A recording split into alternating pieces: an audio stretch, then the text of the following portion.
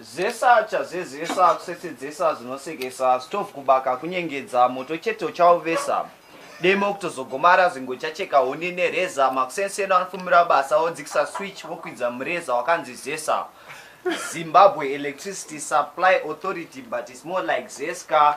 Zimbabwe Electricity Supply Cut Authority, because cutting off electricity is how they show you authority.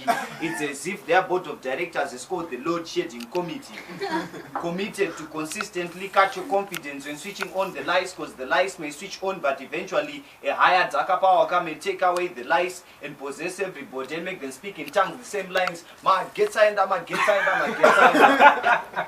Aiva madziva, ava mazambuko. That which used to be a Coca-Cola bottle is now a stand for a candle. Long back it only used to be for vehicles, but nowadays because of generators, even houses operate on petrol. Sadza chingoti kwate ba magetsa anobva dzima chawana batisisa magetsa akaenda uchiwane mrima. Iyo nyaya vebjuma dzima dai vaive neFacebook page kana PA system yakanaudza kuti kwakati takuda kudzima instead kusupply magetsi takuda kusupply rima vane security electric fence zvinogwina zvacho tanyima sikadai mariplacea nebarbed wire boards by remote control fence tadzima.